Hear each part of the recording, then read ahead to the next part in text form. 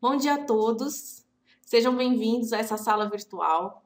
E a palestra de hoje é 17025 em 7 passos para você economizar tempo e dinheiro. Eu sou a Glaucia Pereira e vamos nessa que o tempo está passando e a gente precisa da 17025. Vamos lá. Tá, eu quero explicar para você por que eu estou fazendo esse vídeo. É o seguinte, as pessoas elas têm gasto, eu tenho percebido nas minhas consultorias que o pessoal tem gasto muito tempo e dinheiro para conseguir uma coisa que teoricamente é simples, tá? E eu quero que vocês acreditem em mim. O problema não tá na norma 17025 em si. O problema é que tem um estresse quando você precisa fazer as coisas de novo. Então, vocês que estão aqui, provavelmente vocês já tiveram algum retrabalho com a norma. Então, o que é isso? Você faz uma coisa, você ouve dizer que tem que fazer, compra algum equipamento, algum reagente, e aí depois não é nada daquilo. Ou você tem que reescrever todo um documento de novo. Isso é muito chato, certo? Porque você está jogando seu tempo fora e você nunca tem segurança daquilo que você está fazendo, tá? Então, essa palestra aqui de hoje é para vocês pularem essa etapa de retrabalho, ter o mínimo de retrabalho possível. Nessa apresentação, então, eu vou falar desse passo a passo para a implementação da 17025. Então, se você é uma pessoa que trabalha no laboratório, você segue esses passos. E se você é um consultor, que eu sei que tem muito consultor me seguindo, principalmente consultor de outras normas que estão começando a trabalhar com a 17025, se você é um consultor, essa é a metodologia que eu uso com os meus clientes, tá? Então, esses 7 passos são fundamentais para não se gastar tempo e dinheiro. Uma coisa que vocês têm que ter em mente, algumas atividades, elas vão ter que correr em paralelo, ok? Atividade técnica, atividade de documentos, em paralelo. Porque se você for fazer tudo, uma esperar a outra ficar pronta, você vai demorar 2, 3 anos para conseguir o selo do Inmetro, tá? Então, algumas coisas você tem que se planejar para fazer em paralelo. De novo, o meu objetivo é que você evite o retrabalho. Isso é fundamental, tá? Evita o retrabalho, porque é muito chato fazer coisa de novo. Ninguém gosta. Faz mal até para nossa autoestima, que a gente está perdendo tempo, aquele trabalho não serve para nada, tá? Então, tente evitar ao máximo, faz mais planejamento e menos retrabalho. E por quê? Por que acontece esse retrabalho? Tá? A culpa não é tua, ok? Acontece esse retrabalho porque a norma, ela não está escrita na ordem da execução. Então, tem muita gente que faz o quê? Pega a norma e começa no item 4.1. Não vai dar certo. Não vai dar certo. Você vai trabalhar anos se você começar desse jeito. A norma não está escrita na ordem de implementação, tá? Ela está escrita numa outra ordem, que é uma lógica de sistema de gestão, para quem já trabalha com sistema de gestão, ok? Ela não está escrita na ordem da implementação, tá? Então, eu vou te dar 7 passos dentro dessa norma 17025 para você pular, não ficar tendo retrabalho, tá? A apresentação de hoje, eu cito os itens da norma, o número dela, tá? Então, é bom que você tenha a sua cópia aí, ou que você veja depois de quais itens eu tô falando. É claro que eu vou mencionar o título, mas na apresentação tá o item, tá? Passo número 1, vamos lá então. O passo número 1, eu chamo ele de prepare-se, tá? Por que prepare-se? Porque tem muita gente que começa sem se preparar e sem falar com ninguém, né? O cara tá trabalhando ali sozinho, tentando as coisas sem falar com as pessoas, sem falar com quem você realmente precisa, tá? Então, você precisa ter nesse passo, nesse primeiro passo que você precisa dar, você precisa conversar com a alta direção. Você precisa formalizar numa ata de reunião, enfim, formalizar o início da implementação da 17025. Porque é batata. Vai ter algum diretor que vai falar: não, eu nem sabia que você estava trabalhando com isso, eu não posso comprar esse equipamento agora. É clássico as pessoas trabalharem sozinhas por um tempo e na hora que precisa não ter o apoio dos outros colaboradores e da alta direção, ok? Então, formalize isso, formalize esse início. Se você já começou, formaliza agora, põe uma data anterior, enfim, formaliza o apoio da alta direção, tá?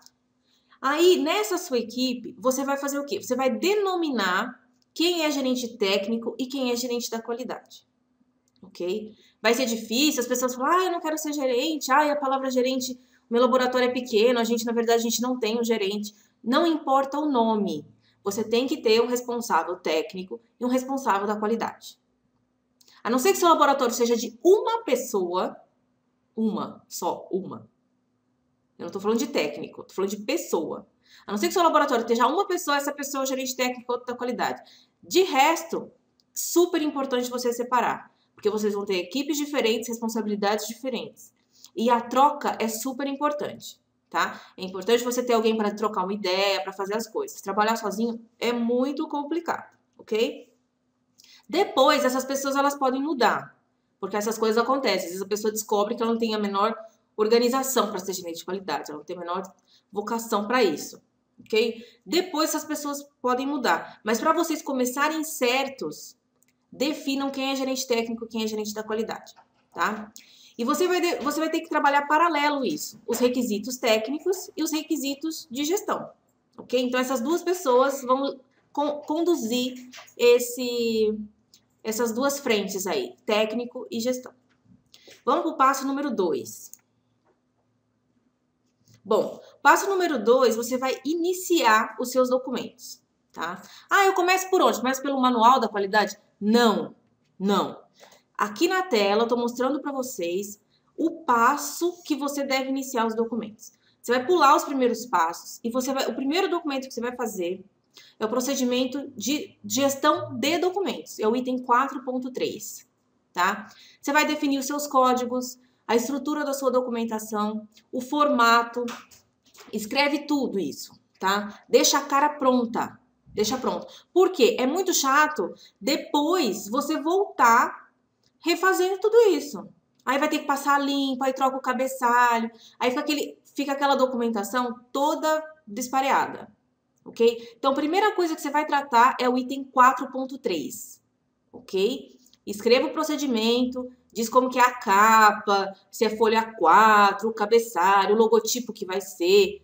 Define isso, porque não tem nada mais chato do que você voltar refazendo e passando a limpo o documento. Principalmente o código. Tem gente que troca de código no meio da implementação. Aí tem que refazer todos os documentos, que todos os lugares a gente cita os códigos dos documentos, tá? Item 4.3 é o primeiro que você vai fazer. Aí você vai pula tudo e vai para o item 4.13 de registros. Por quê? Você vai dizer onde você vai armazenar, deixar o computador organizado, ok? Porque o que acontece?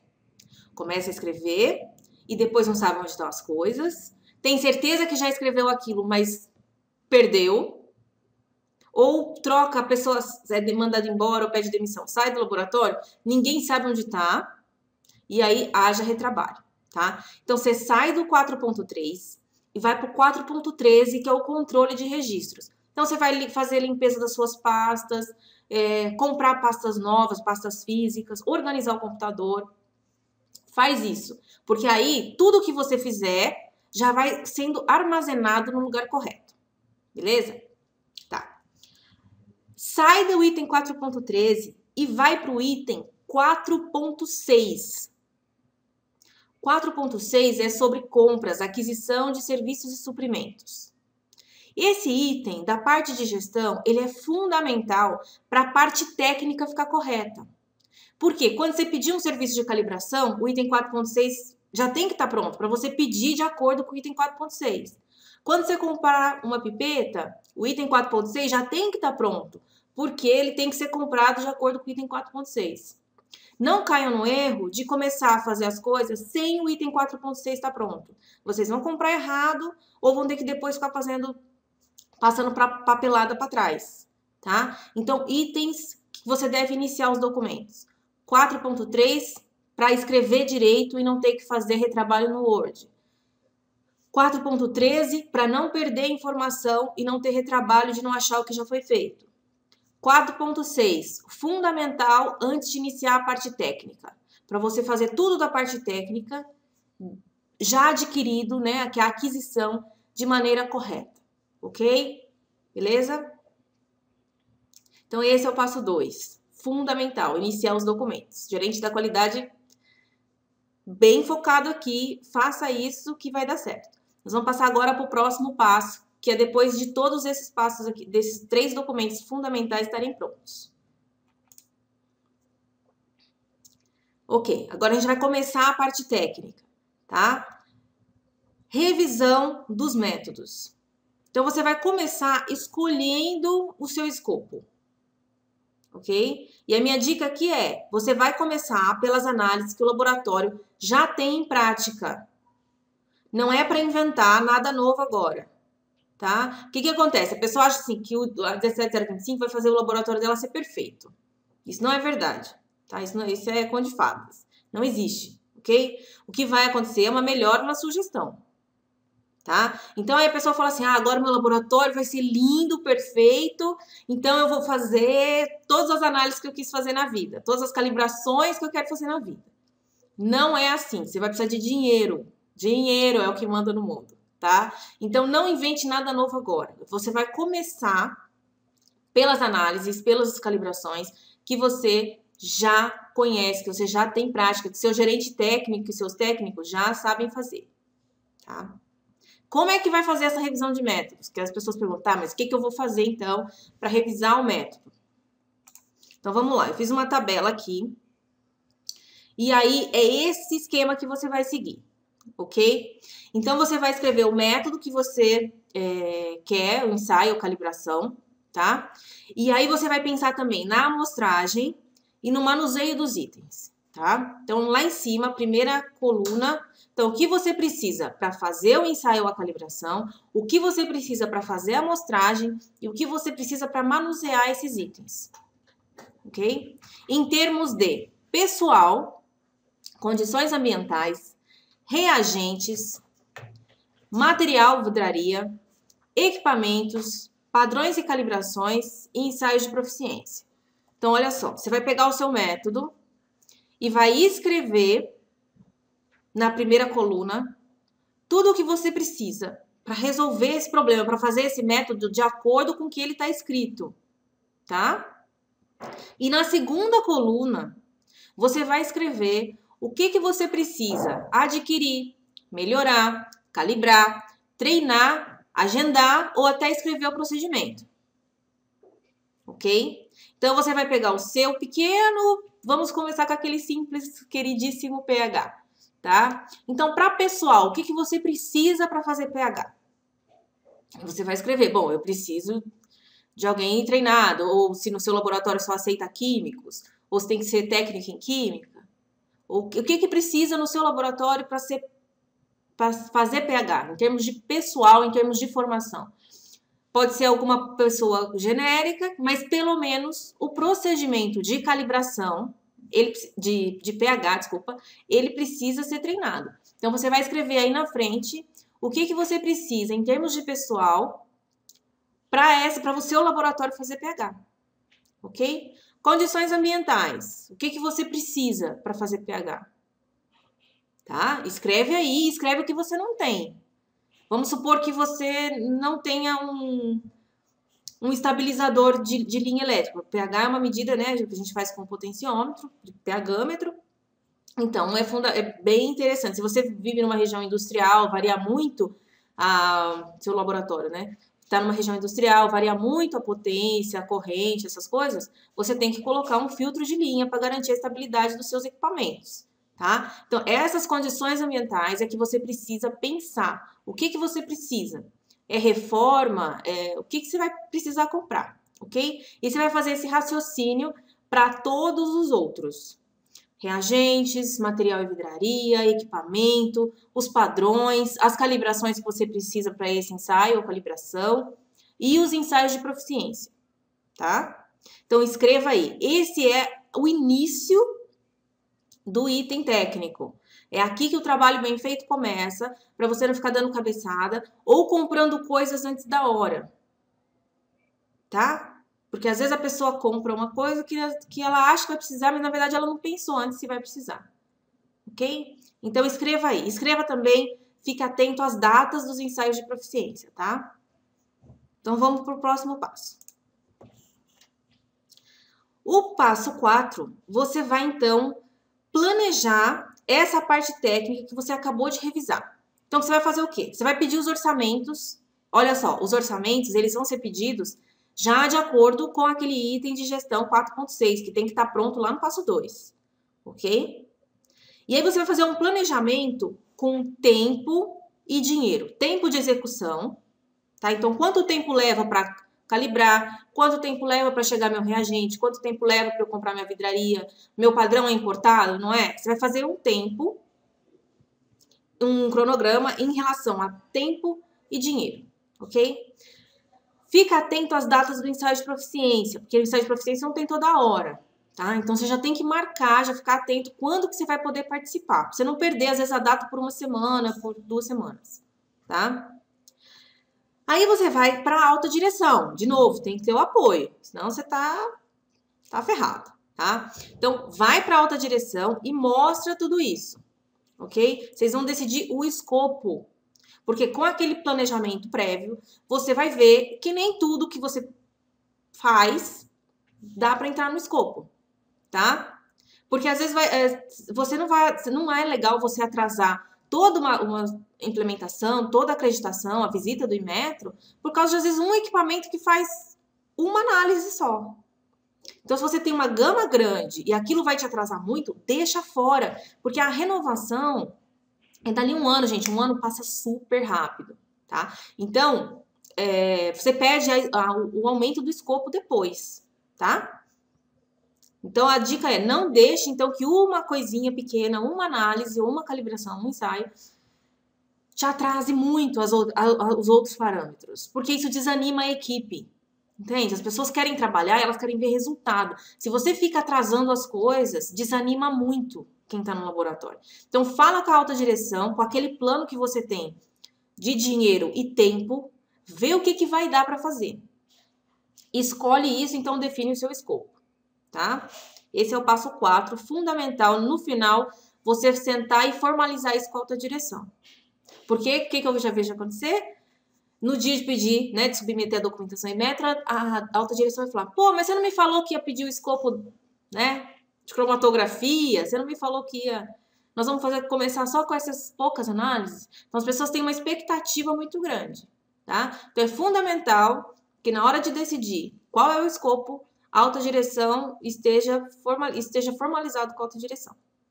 Beleza? Passo 5. Agora você vai fazer o quê? Você vai continuar os documentos de gestão. Então, a gerência da qualidade aí continua os outros, além daqueles outros 3 primeiros. Você vai fazer os outros, tá? E o pessoal técnico vai executar esse plano da parte técnica. Ok? Como é que vocês vão fazer isso? Bom, a parte da qualidade tem que elaborar esses outros documentos e a minha dica aqui, já começa a usar, coloca para usar. Porque tem gestor da qualidade que faz o quê? Ele guarda para ele. Ele tem toda a informação, só na cabeça dele o laboratório está acreditado. Na prática, você chega lá, não tem nada, não tem nenhum documento rolando. Não tem análise crítica, não tem nada. Tá? Só na cabeça dele está pronto.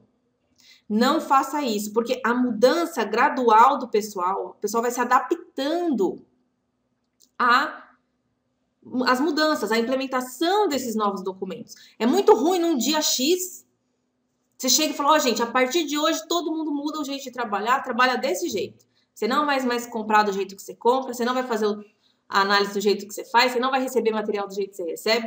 É muita mudança, tá? Então, o que você tem que fazer, gerente da qualidade? Faz os documentos e põe para usar. Porque só pondo para usar é que você vai testar se o documento tá bom. Às vezes a gente acha que funciona daquela maneira e não funciona, ok? Então, põe para usar, tá? Mudanças graduais realmente são melhores. Não espere todo o volume de documentos ficar pronto. Parte técnica.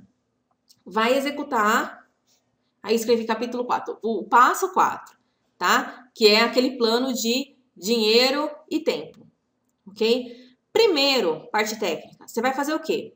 Você vai começar pelas atividades que não têm prazo de validade, ok? Porque se você começar, por exemplo, por uma calibração, você vai fazer o quê? Até o Inmetro vir, até terminar tudo, você já perdeu essa calibração. Já vai ter que calibrar de novo, gastou dinheiro à toa, ok? Então, primeiro, aqui é o grande passo para se economizar dinheiro. Você começa o seu plano técnico pela parte que não tem prazo de validade. Então, é escrever procedimento, fazer os treinamentos com o pessoal, reformas físicas, certo? E a aquisição de coisas que não perdem a validade. Então, você vai comprar um equipamento, ok, você não precisa calibrar ele agora, tá? Ok? Então, você só calibra as coisas quando já tiver, quando você estiver visualizando o final, tá? Não é que, vocês vão sair por aí falando, a Glaucia falou que não precisa calibrar. Não, não é isso. Mas como o seu objetivo é economizar tempo e dinheiro principalmente, você não vai sair por aí calibrando tudo. Você não é acreditado ainda. Ficou até hoje sem calibração. Você vai sair calibrando tudo e gastando seu dinheiro por quê? É só se for um conforto mental, psicológico, tá? Não tem sentido. Primeiro, procedimento, reforma, né? Vai trocar alguma coisa, vai quebrar bancada, vai fazer outra porta, enfim. Primeiro as coisas que não tem prazo de validade. Depois, no seu plano, você passa para as coisas com prazo. Então, você vai comprar reagente que tem prazo de validade, os padrões, as calibrações, tá bom? Então, esse é o pulo do gato para você não gastar dinheiro aqui, tá? Vamos para o passo 6. O passo 6 eu chamo de saia da arquibancada e entre em campo, tá? Por quê? Tem muita gente que não dá esse passo, por incrível que pareça. Ela faz um monte de coisa, mas na hora de chamar auditoria, de fazer ensaio de proficiência, de mostrar que o laboratório está pronto, trava. Não sei, dá um negócio, dá um medo e trava, tá? Então, não adianta você vir até aqui e não dar o passo 6, ok? Então, o que você vai fazer nesse passo 6? Você vai colocar os procedimentos para rodar. Você vai fazer os ensaios, as calibrações. Aí, você vai determinar os parâmetros que precisam, como limite de quantificação do seu método, incerteza, tá? Por quê? Porque agora você tem tudo comprado certo, todo mundo treinado, tá? Aí você vai calcular a incerteza. Você não vai começar a calcular a incerteza com o pessoal destreinado, com o equipamento descalibrado. Certo? Sua incerteza vai dar absurda. Tá? Isso só vai gastar tempo do pessoal, mandar ficar o pessoal fazendo repetitividade. Cara, bobagem, tá? É gastar tempo à toa. Agora é que você vai colocar as coisas em prática. Então, o que é? Limite de quantificação e cálculo de incerteza. Ok? Participar dos ensaios de proficiência. Tá? Porque aí você mostra para todo mundo. Você se compara com seus concorrentes. Não adianta nada você estar com o seu laboratório limpo e organizado se o seu resultado tá diferente. Não dá bom, tá bom? Outra coisa, você vai passar pela pesquisa de satisfação dos clientes. Tá? Vai mandar isso pro pessoal, olha, nós vamos ser acreditados. Aí você aproveita e faz o seu marketing, tá? Vai fazer auditoria interna. Item 4.15. Tá? Então, realiza a sua auditoria interna. Adianta fazer auditoria. Tudo que você fizer antes desse passo aqui não é auditoria, você não tá com as coisas prontas. É um diagnóstico, alguma coisa para você ver. Tá? Mas a auditoria interna que você vai mandar para o Inmetro, que é um dos documentos necessários na submissão ao Inmetro, você vai fazer agora, depois que você já tiver feito a maioria das coisas. Tá? E aí, com o relatório da auditoria interna, você realiza a reunião de análise crítica pela alta direção. Certo? Que é uma reunião. Aí ela é o item 4.15, a auditoria é outro. Reunião de análise crítica pela alta direção. Tá? Que vocês vão discutir o resultado da auditoria, o resultado do ensaio de proficiência, os resultados da incerteza. Certo? Não adianta você fazer reunião de análise crítica sem ter o que discutir. Tá? Então, esse é o passo 6. Você sai da arquibancada e vai mostrar para todo mundo e vai colocar em relatórios tudo que está sendo feito. Tá? Você vai mostrar resultado agora. Passo número 7. Você vai submeter ao Inmetro, que é outro passo que muita gente tem medo e trava. Tá? Então, você vai submeter, tem que ter coragem de juntar toda a documentação, entra no sistema do Inmetro, na página do Inmetro, sistema orquestra, registra a sua senha, né? Aí você tem 15 dias para mandar a documentação. Tá? Então, você vai fazer tudo isso, o site do Inmetro ele explica como é que é esse processo, tem a tabela de preços para você calcular estimar, né, mais ou menos quanto você vai gastar. Isso depende do quê? Depende do tamanho do seu escopo. Se forem vir muitos especialistas, se o seu escopo é muito diversificado, você vai pagar mais auditores, tá? Se o seu escopo é mais numa área só, por exemplo, água ou alimentos, uma coisa assim, que as pessoas são especialistas na mesma área, mas tem laboratórios muito grandes que tem desde radiologia, parte clínica, parte alimentar. É claro que você vai pagar mais auditores, o seu custo de submeter o Inmetro vai ser maior, tá bom? Depois que você submeter, você fica aguardando o Inmetro marcar a auditoria externa, né? Que é a auditoria que ele vem fazer, a auditoria oficial, tá? Nesse período, você pode melhorar as coisas, você pode mexer, porque o Inmetro tá demorando em torno de 6 meses, em média, tá? Só que você não pode fazer nada muito brusco, ok? Por quê? Imagina, o auditor chega e ele não reconhece a documentação do laboratório, ele não reconhece os procedimentos que ele recebeu antes para avaliar, tá? Então, você pode fazer melhorias, mas nada que o auditor não reconheça mais no laboratório, né? Que não tenha a ver com aquela documentação que ele recebeu 6 meses antes, tá? Você vai trabalhar nesse período como se você já fosse acreditado. Porque quando o Inmetro vier, ele vai fazer a auditoria em relação a esses meses que você submeteu. Tá? Ele vai pegar alguma amostra, ele vai avaliar como você trabalhou nos últimos meses, ok? Então, você submeteu, você já trabalha como se já fosse acreditado. Você não espera, não pode deixar nada vencer, não deixa a calibração vencer. A partir desse momento, mesmo ainda sem você ainda ter o selo do Inmetro, você já tem que trabalhar como se fosse acreditado. Certo? Então, esses são os 7 passos para vocês conseguirem a 17025, economizando tempo e dinheiro, tá? Eu quero dar um lembrete. O curso de auditor interno da 17025 vai fechar em alguns dias. Quem ainda não decidiu se vai se inscrever ou se não vai se inscrever, aqui tá o link para oportunidade. Deixa eu colocar aqui para vocês. Vou colocar aqui no chat para vocês não terem que copiar. Então, aqui tá o link no chat para quem ainda quer ver o curso sobre auditoria interna, quem quer ser auditor da 17025, tá? Seja para ganhar um extra, às vezes fazer umas auditorias no fim de semana, seja para fazer auditoria no seu laboratório e economizar esse dinheiro e não ter que contratar um outro auditor, tá bom? Então, tá aí o link para vocês no chat. Só mais alguns dias e aí eu vou fechar as inscrições, tá bom? Ok. Então, estou abrindo para perguntas e respostas. O chat está aberto. Eu agradeço quem ficou até agora e espero que tenha sido útil esses 7 passos para você economizar tempo e dinheiro com a 17025. Então, quem for sair, aquele abraço e quem quiser ficar, pode fazer perguntas e eu vou aguardar.